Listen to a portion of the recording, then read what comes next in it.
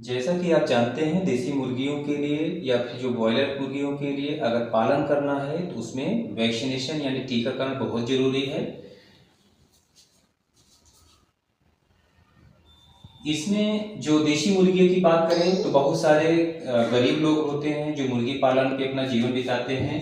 वो किस तरीके से बेहतर करें और ज़्यादा से ज़्यादा इनकम कर पाएँ, उसके लिए अगर मुर्गी पालन करना है तो उनको जो देसी मुर्गियों का टीकाकरण होता है वो ज़रूर करना है।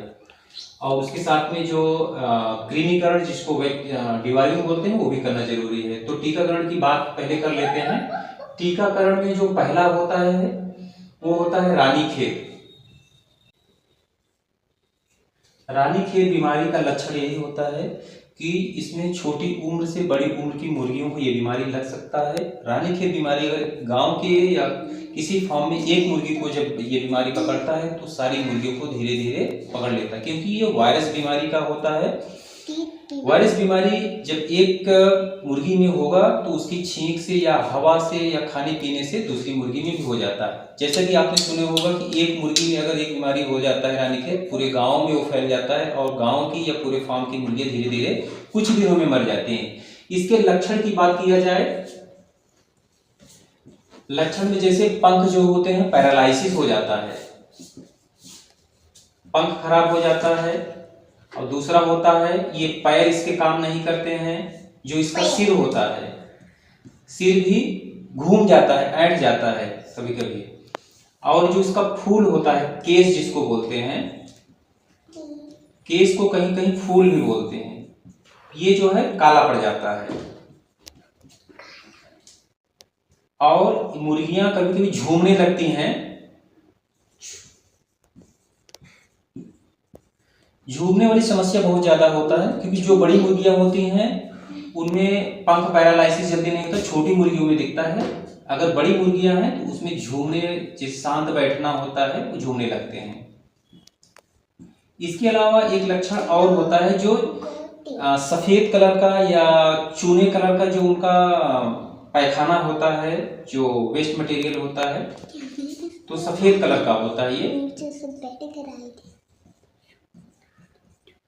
सफेद कलर का होता है। कुछ ये मुख्य लक्षण हैं जो रानीखेत बीमारी को प्रभावित के लक्षण होते हैं, जो मुर्गियों को प्रभावित करते हैं और बहुत ज्यादा मुर्गियां मर जाती हैं। अगर इसमें टीकाकरण की बात करें, लसोटा का टीका जो 6-7 दिन में पहला दिया जाता है, पहला टीका, पहला टीका का नाम है लसोटा। अब ये सवाल होता है कि कैसे दिया जाएगा। एक बूंद दिया जाता है, आंख में दे सकते हैं। सवाल ये होता है कि किस आंख में देना है, तो किसी भी आंख में एक बूंद दे दिया जाएगा। दूसरा ऑप्शन ये हो सकता है कि जो उसका नाक होता है, नाक में एक बूंद डाल सकते हैं। तो दोनों तरीका है, नाक के चाहे लेफ्ट साइड में या राइट साइड में दे सकते हैं एक बूंद।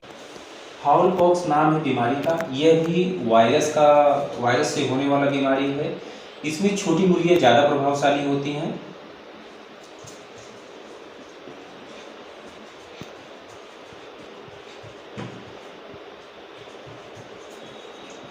इसके बाद छोटी चूजे में जो होता है, जो फूल होता है उसका, फूल में फफोले पड़ जाते हैं।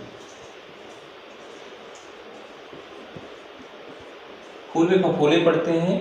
फफोले इस तरीके से होता है, जो उसका आंख होता है और नाक होता है उस साइड में फफोले पड़ते हैं। और इसमें जब नाक के साइड में होता है तो सांस लेने में उसको दिक्कत होता है, तो गैस्पिंग करने लगता है। गैस्पिंग मतलब मुंह से सांस लेता है, उसको बहुत तकलीफ रहता है, दर्द होता है। आंख के साइड में जब फफोला पड़ता है तो आंख बंद हो जाता है, अंधा हो जाता है। जब देख नहीं पाता तो खाना अपना ढूंढ नहीं पाएगा, उससे भी मृत्यु होती है। तो छोटी मुर्गियों के लिए बहुत बड़ी समस्या है ये फाउल पॉक्स।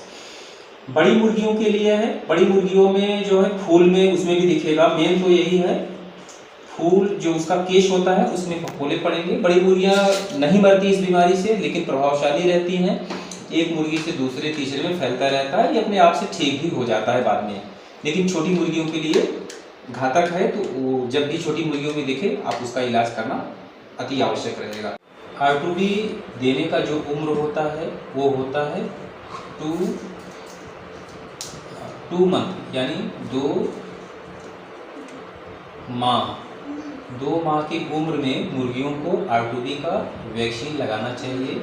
लगाने का तरीका 0.5 ml है, इंजेक्शन के फॉर्म में रहेगा, चमड़े या मांस में देना है। लगाने का सबसे अच्छा जगह जो होता है वो पंख में भी दे सकते हैं, नहीं तो कोई रिस्क वाला अगर पूछे कि सबसे अच्छा जगह कहाँ होगा, तो मुर्गी को पलटने के बाद जो पेट सीने की हड्डी होती है उसके दोनों साइड में मांस ज़्यादा होता है, वहाँ बिना सोचे समझे वहाँ पर आप लगा देंगे तो कोई रिस्क नहीं है और इंजेक्शन सक्सेसफुल उसमें लग जाएगा। इस तरीके से 3 वैक्सीन है जो आपको करना ही करना है। इसके अलावा और भी वैक्सीन होता है जो कि अगर देसी मुर्गियों के अलावा मुर्गी रख रहे हैं तो उसमें IVD है और भी वैक्सीन है जो कि देना पड़ेगा। लेकिन देसी मुर्गियों के लिए आप 3 वैक्सीन करेंगे तो काफ़ी हद तक आपको बीमारियों का सामना नहीं करना पड़ेगा और टाइम से उसका डिवार्मिंग करना जरूरी है। डिवार्मिंग के लिए भी वही है, बॉडी वेट पे उसका जो एल्बेंडाजोल या फेबुंडाजोल जो कॉमन दवाई आपके मार्केट में मिलती है उसको बूंद करके